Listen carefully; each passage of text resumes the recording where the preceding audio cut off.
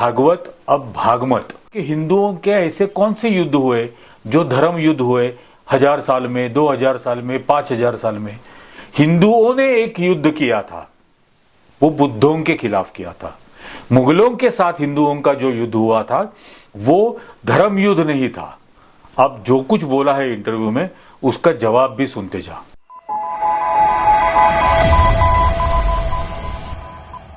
नमस्कार, मैं Niranjan, easy news में आपका स्वागत है।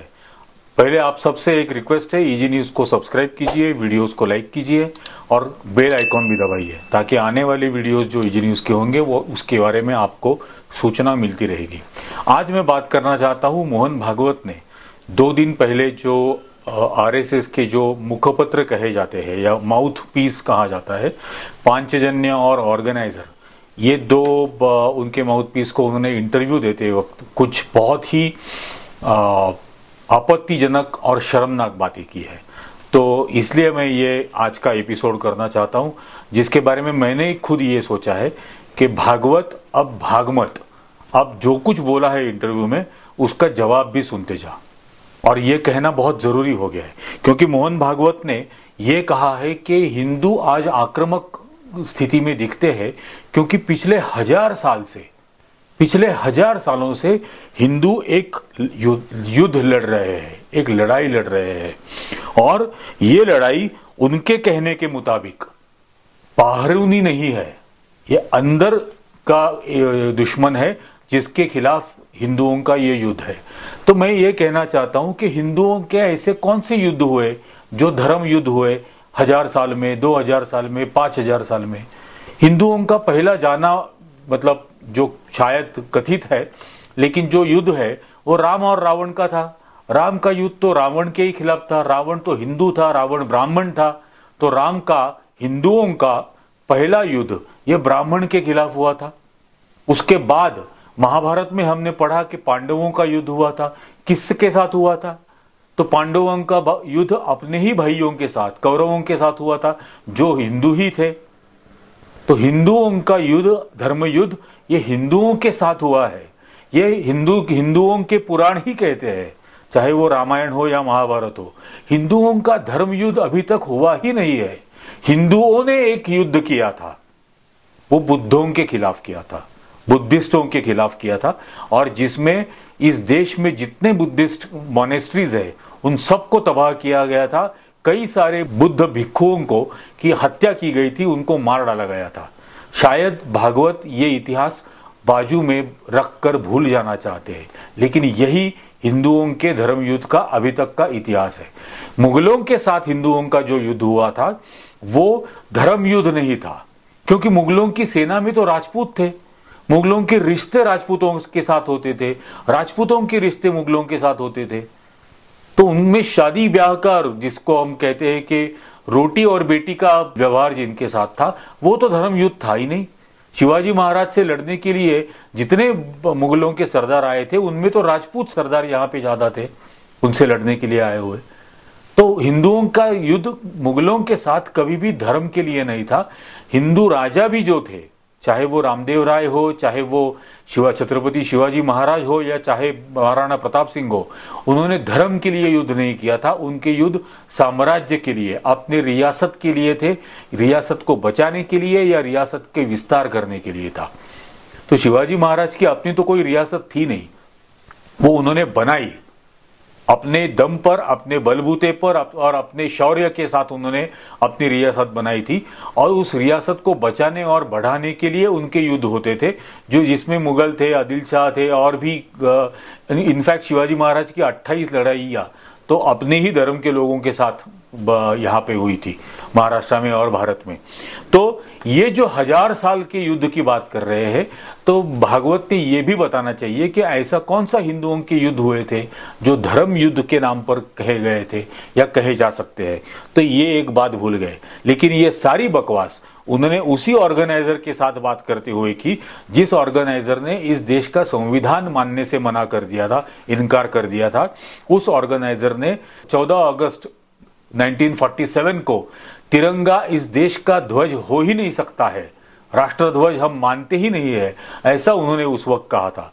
तिरंगे को मानने से इनकार कर दिया था, फिर उन्होंने संविधान को मानने से इनकार कर दिया था।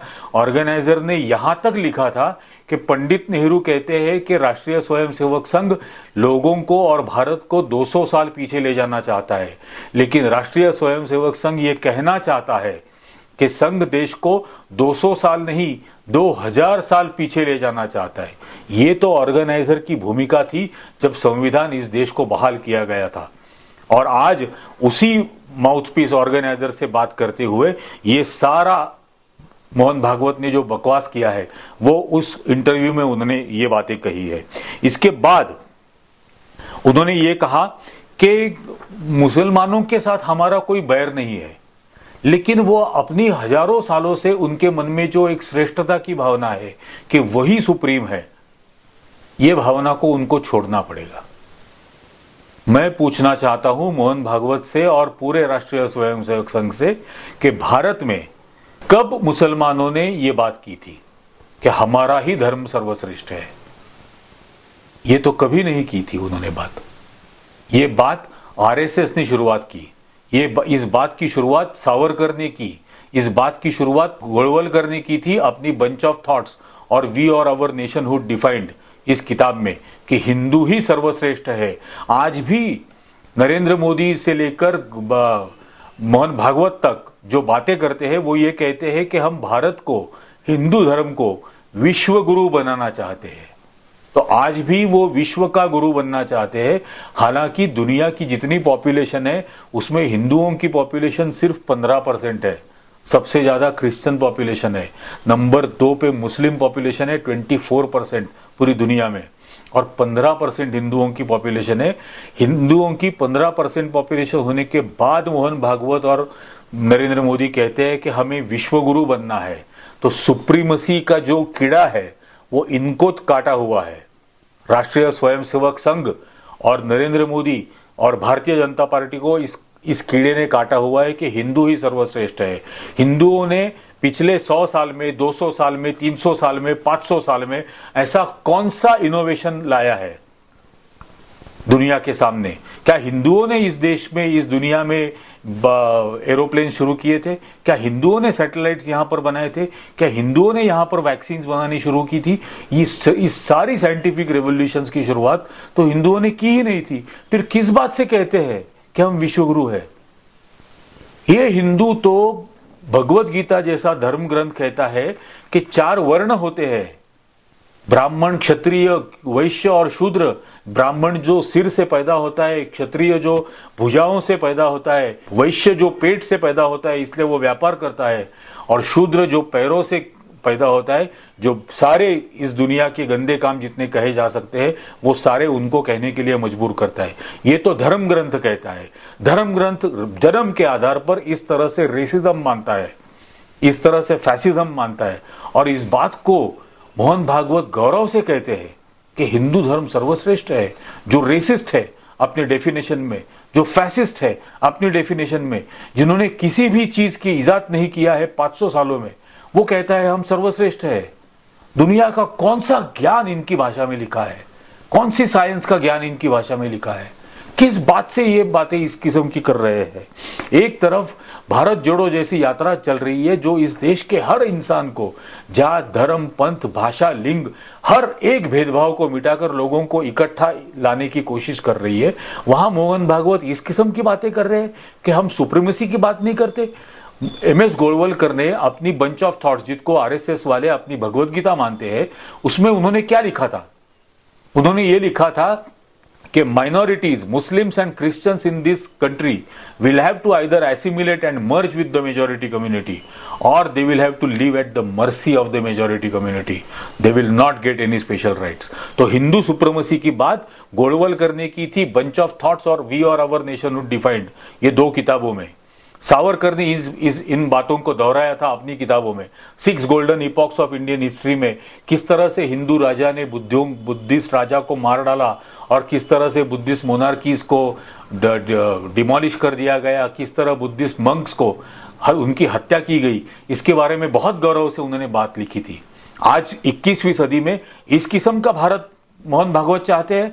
मोहन भागवत भले ही चाहते होंगे हम भारतवासी लोग ऐसा भारत नहीं चाहते, बिल्कुल कतई इसमें हम इस किस्म की बातें करना नहीं चाहते। आज इस एपिसोड में इतना ही। इसके आगे भी और एपिसोड मोहन भागवत की इन सारी बातों को खारिज करने के लिए जारी रहेंगे। धन्यवाद।